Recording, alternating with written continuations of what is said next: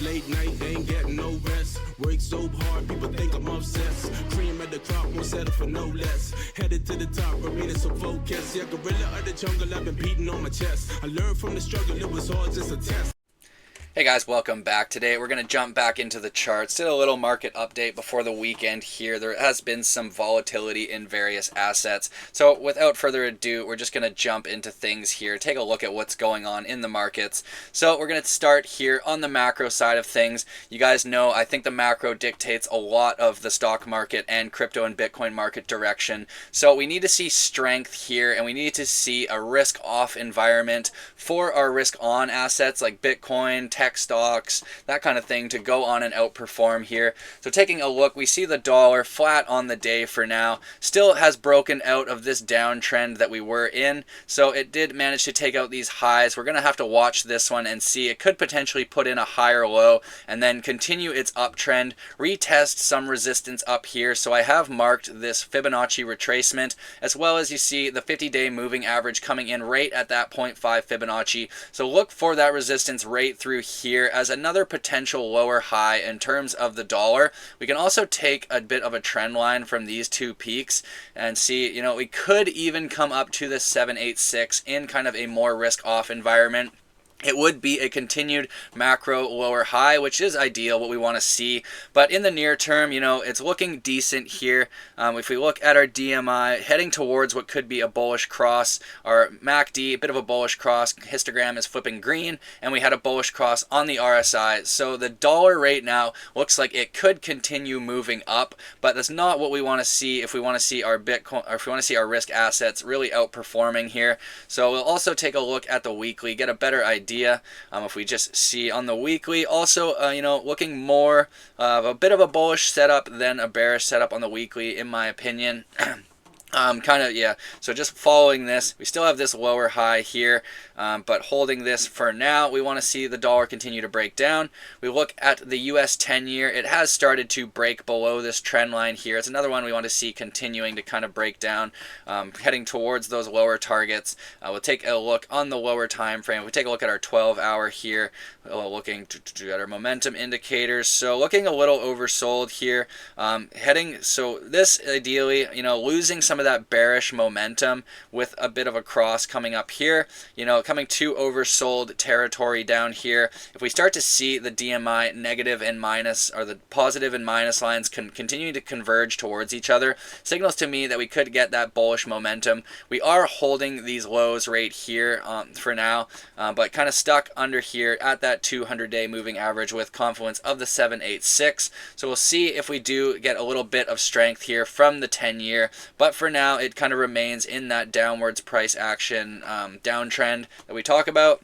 Looking at our stock market here, so the SPY showing a little bit of strength today, a little bit of a bounce, you know, up 0.4%, still stuck kind of in this VRVP range through here, so nothing too crazy, you know, resistance rate here. We have our 200-day moving average over here. We did hit quite oversold conditions in terms of our RSI, so you see it right through here and then here, all acted as temporary lows, but essentially you see, even though it came down to these oversold levels, it got a bounce, but ultimately kind of broke down in the grand scheme of things. Similar to here, we got that bounce, but it continued to break down in that downtrend price action. So what we're seeing here, it could just be a bounce to a lower high, in which case expect that continued downtrend price action. We've got a liquidity pool down here of about 6 million almost, and then we've got one up here of about 5 million. So these two liquidity pools, price essentially sandwiched in between the two. You know, my thoughts are that just based on the current price action, until we reverse it, I'm going to say that we're more likely to come back towards our 200-day moving average and this liquidity pool right down here. We can take a look at the even lower time frame to try to get a better idea. So 15-minute, super low time frame. It's about as low as I really like to get. We see we're pretty much looking at a bit of more of a bearish setup on the low time frame, and this is what I talk about, that downtrend structure, lower highs, lower lows, lower highs, breaking below our support level here, retesting it, getting rejected. So we are holding this low for now, but we need to take out these highs and continue that price structure to the upside for that potential to reverse. So we need to see something like this play out before I can even start to get a little excited. For now, we're just stuck under resistance and we rejected here. Not a bullish sign in my opinion. Flipping down, we'll take a look at TLT. So this is one that I'm also currently in a position. So TLT, currently we've also moved our stop loss. So even if you're in this position, you can move your stop loss up to break even, essentially protecting that position. We see that we're getting a bit of a kind of didn't get that bearish cross here. Bullish momentum on the DMI. I think TLT could continue to run a little bit in the near time frame. Maybe we break above our 200-day moving average and retest it as support. That's going to be a very bullish setup in terms of the macro side of things. So if we see that continue to play out, that continued uptrend structure, regaining these two key moving averages, as well as our point of control in the VRVP, that's a lot of support there, and yeah, it will look good for TLT going forward. Continuing to hold that one. Looking at gold here, just coming back down to kind of prior support here. So for now, it looks fine, but it has kind of broken down from from the macro uptrend that it was previously in. So we saw all through here, that's that uptrend structure, higher highs, higher lows, and then it reversed here. We lost our lows, failed to break the highs, and have just come back, retested this level down here. So we will continue to watch gold. If we see it continuing to break down, kind of the DMI here is showing more bearish momentum, but we are getting to those oversold areas. But that being said, assets can remain oversold for a decent amount of time, where they can still bleed a little bit lower. Maybe we come back and kind of consolidate around the 50-day moving average here. So just watching gold. We'll flip over. We'll take a look at some stocks right now. It'll get Tesla up 3% on the day, bouncing from strong support here. So I'll show you all the support that we had through here. Essentially, we have our 200-day moving average. This is that blue line. We've got this upsloping trend line that dates back quite a while. And then we've got our horizontal support right through here, and we've got a Fibonacci 618 golden zone right through here. So not surprised to see some strength from Tesla. We want to see that DMI converge towards each other, but oversold conditions, look for that bullish cross, and then see if we can reverse that price action, something like this to the upside. We want to see higher highs, higher lows. You guys know my thoughts. Waiting for confirmation. Watching NVIDIA coming back down under that 200-day moving average, is in that low time frame downtrend for now, but holding kind of key support through here. So as long as we hold this support of this zone and this downsloping trend line, I think NVIDIA looks fine. It could continue up. Obviously selling off a little bit, kind of pumping a little bit into earnings and then selling off after earnings around all that volatility. And yeah, still want to see a more bullish setup on the DMI, but looking for that, if we can get something, even if we can get like something like this and that, we could be looking at a potential entry for NVIDIA over here.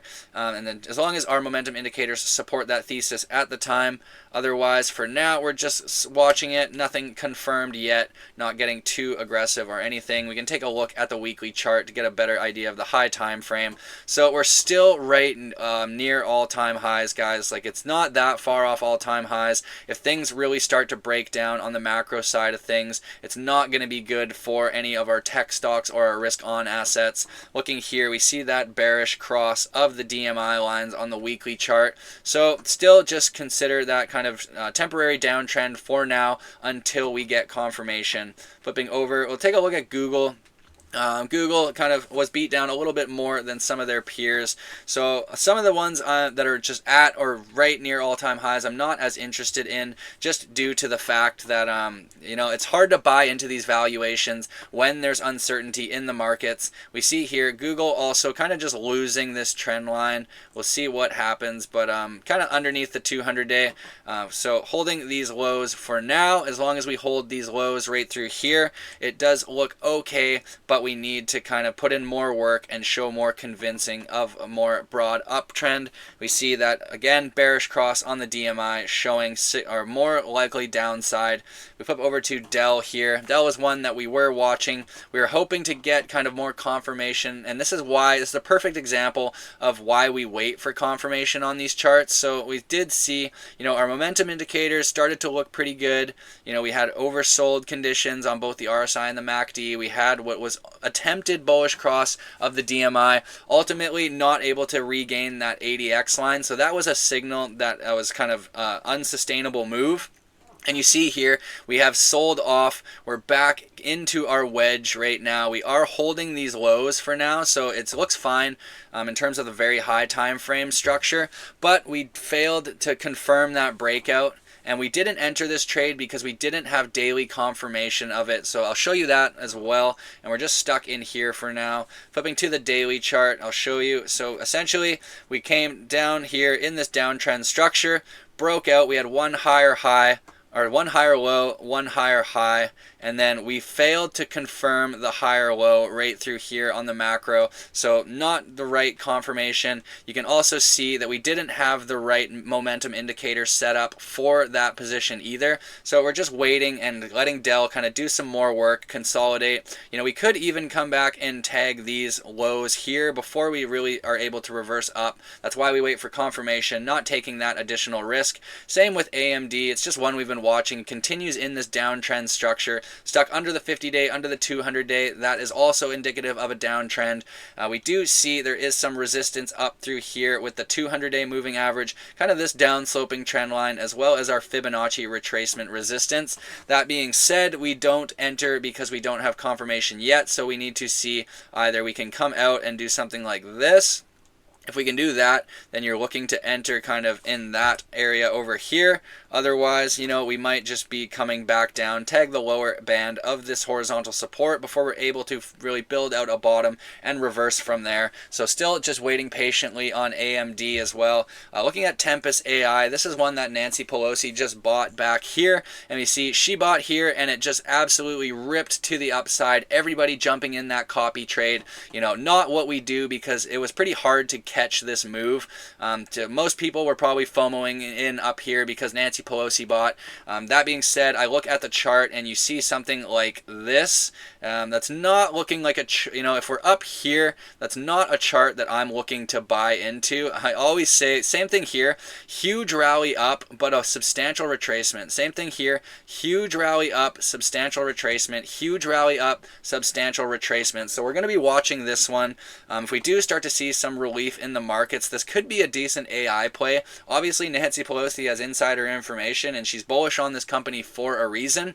I kind of could digress about this a lot, but essentially she has a crazy track record of calling trades, both her and her husband, and yeah, it's mostly, I mean, it's speculation at this point, but it would be ignorant to think that she doesn't have inside information around these companies. So it is something that we do watch when these politicians are making notable investments in some of these companies that they're in charge of regulating, or they're in charge of kind of regulating going forward. You know, they have that knowledge, they know what's going to happen, and you'd think they wouldn't be stupid enough to do it.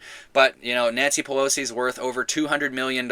She makes 197 grand a year. So show me where that math adds up, and then look at her track records of her investments, you know, and tell me that she is not using inside information. So it is important we pay attention to the companies that some of these politicians invest in. That being said, we don't copy trade them right away because we might end up buying up here because we've missed the majority of the move, and then we ultimately end up bleeding through here, and that's not what we want.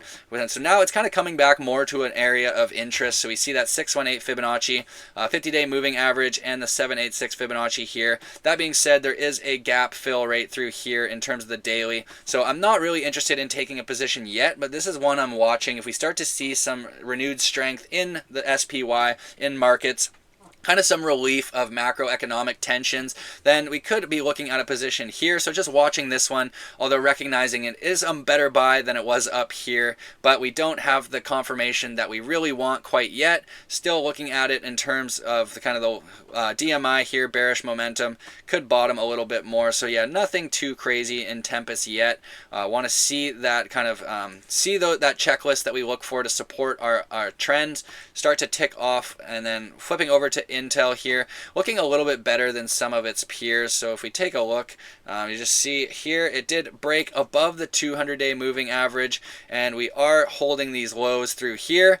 holding the, and then kind of, yeah, so what we want to see here is until continue to just break out, show strength, get above these highs here. That's what we need to see for that continued uptrend structure, and then that would be the entry over here. So that's what we see. We've got the higher high, higher low, higher high, higher low, entering here, supported by the VRVP, as well as our horizontal support and our uptrend structure if the momentum indicators are looking bullish at the time as well. So keep that in mind. Your indicators need to also support your thesis here. We can take a look.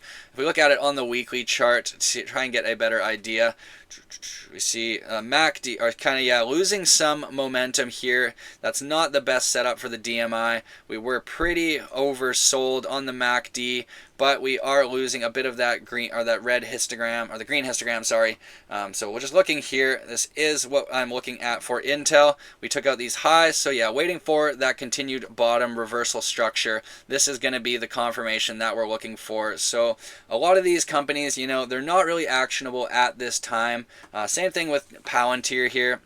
This is another thing. Everyone was chasing it up here. You know, I said to just wait patiently. It has come back to our 50-day moving average. But if we start to see further breakdowns, what I'm expecting is that 50-day to curl over and really kind of put pressure on this price here and maybe send it back down to the 200-day, similar to what we've seen in Bitcoin, which I'll show you in a second here. So Palantir, another one, was heavily overbought up here. You know, way too extended for us to take that risk. It is coming back to more reasonable levels, and we're going to continue watching this one as a potential trade.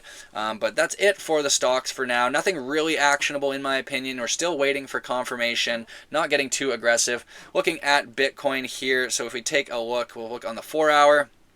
We see Bitcoin here still just looks like it's in that downtrend structure, lower highs, lower lows, but it did get a nice little bounce from this zone of relief right here in that Fibonacci golden zone.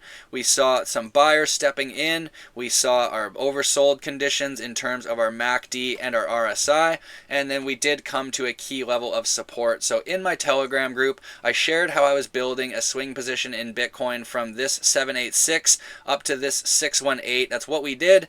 We're in that trade. We've already moved the stop loss into profit, so we've protected our trade. We have no downside. We've secured profit no matter what. Worst case, we're going to come back to our stop loss, and then it kind of invalidates that low time frame structure that I talk about. So if we look at it on kind of even lower time frame here, it's got to go really low. So you see, essentially, looking at this chart, this was the downtrend, and right here on that low time frame, we saw that reversal, continued higher highs and higher lows. You know, right here is 1, 2, 3, 4. Confirmation on the low time frame, entering that position, 80,000 cost basis, riding it up to here, still maintaining that uptrend, but we are showing a little bit of weakness here. So what I've done, I've put my stop loss right here at 83,300 roughly, just below this bull flag structure right here. So the reason I do that is because if we break that, then this is what I think is the most likely price action, coming back, retesting kind of more lows here before we can try to bounce again. So I'd rather just cut this trade in profit if we hit that level. Otherwise, you know, price could just continue going to the upside if this support holds. So the alternate kind of path is we are able to just continue taking out these highs and continuing up to higher targets here, you know. So in that event, what we're going to do, as we start to continue printing these higher lows, I'm just going to take my stop loss and move it up continuously each time that we take out the highs and print those higher lows, and then I'm just going to ride that trend up as far as I can with a stop loss, and then eventually my stop loss is going to get hit, take me out of that position, but it'll be in profits, and there's nothing wrong with taking profits. No one ever went broke doing it, so just paying attention to that. Bitcoin right now, you know, not particularly actionable in my opinion, because it could just be rejecting from this resistance here, ultimately due to just break down a little bit more. So yeah, that's what I'm showing you here. I'll get rid of this to get a better idea.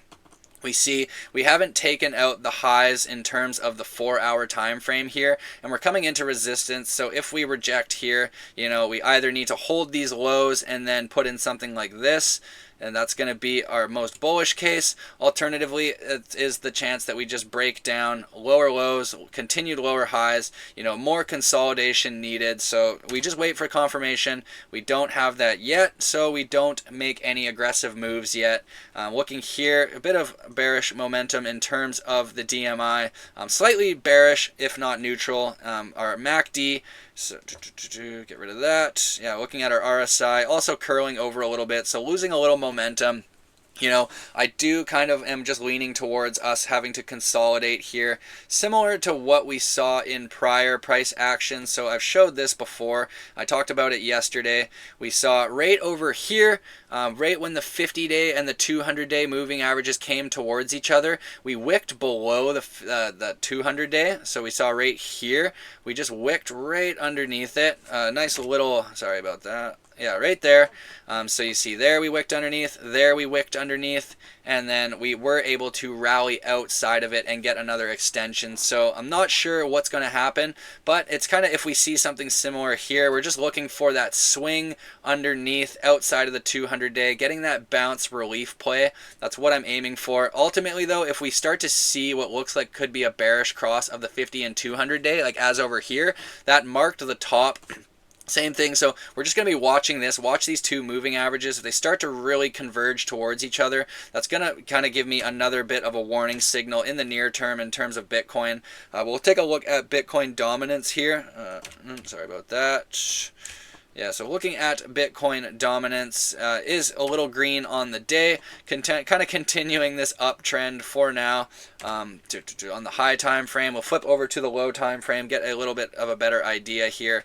So we see we are kind of just consolidating, holding these lows for now, consolidating through here. We want to see Bitcoin dominance continuing to break down, losing a little bit of momentum on the RSI, which is what we want to see. We'll take a look at our directional movement index and our MACD. So right through here, the MACD actually looking a little bit more bullish, and the directional moving index also showing a little bit of bullish momentum, but we need to see that line get above the ADX, so above the red and ideally the orange line for more bullish momentum. If we start to see Bitcoin dominance breaking out, it's not going to look good for our altcoins or Ethereum. They need to, obviously, they need to outperform, or Bitcoin dominance needs to be durably topped or in a downtrend for alts to go on and outperform, or if we are hoping to get a bit of an alt season. So still just waiting for that kind of confirmation on Bitcoin dominance. We'll see what happens. If we look at it on the very high time frame, we can kind of get a good idea. Essentially what we're looking at is just, we had this high, so we did kind of put in a lower low here in terms of that trend structure, but we broke the high, so we have a higher low, a higher high, and we're currently just putting in a higher low. So we could actually just be confirming another macro up, or another leg up. If we do bounce from here and show more strength, then this could just continue up and keep going to the upside, especially if we see continued risk off environment across the other assets. So this isn't necessarily my base case that dominance keeps going up, but if we are in a left translated cycle due to macroeconomic tensions or uncertainties that cause a broader correction in the stock market, nothing's really going to be safe, and the riskier assets are going to bleed a lot more. So that's where we'll see dominance really start to push up and push the alts down. Looking across here, a few kind of mixed reactions across the board, some flat, some up. We see Solana here, they had a futures ETF launch, essentially causing a bit of a pump here today. So bouncing from this key level of support, we'll just watch it. It could just be that bounce to a lower high, continued downtrend. So not, again, getting too aggressive or anything because we don't have confirmation. Everything kind of remains stuck under resistance. So we'll flip over to our Bitcoin miners. Getting a little bit of relief today at least, which is nice to see here. So also our trend line here, not the best setup for the DMI on the weekly. Time to take a look at the lower time frame and see here. So still oversold, but DMI not the best setup. I also remain kind of in my thesis that if we want to see miners outperforming or going on and durably bouncing from here, we're going to need to see some strength in Bitcoin or the stock market. It's not, as I said, kind of the macro dictates everything. Nothing's going to be safe if all all the markets are dropping. We're kind of come down to this point of control in terms of the VRVP. So what I want to see is we need to get back above it, regain it as support, put in that higher low structure, and then we can start to talk about reversing to the upside. But for now, holding this trend line, we want to make sure that it holds. The miners getting a little bit of mixed results here across the boards, up 4, 3, 5%, 0% in Cypher's case. But nice to see a little bit of relief for the miners, especially when kind of stock markets aren't experiencing as much relief, and Bitcoin and crypto also are experiencing a lot of downwards pressure. So nice to see that from the Bitcoin miners. We see Wolf pumping here, up 14%. I think they had some, basically they've transitioned to, they're moving away from Bitcoin mining completely and going full into AI and HPC. This is a really concerning setup rate through here though, with price stuck under the 200-day and the 50-day aggressively down towards the 200-day. That's not going to look good with that downtrend price action. Wolf's going to have to do a lot of work to reverse that, so watch for confirmation there for Wolf before really considering a position. Other than that, if we look at Core Scientific, a few of these AI guys, or more AI specific miners, really getting a good bounce off those lows back into the liquidity pool.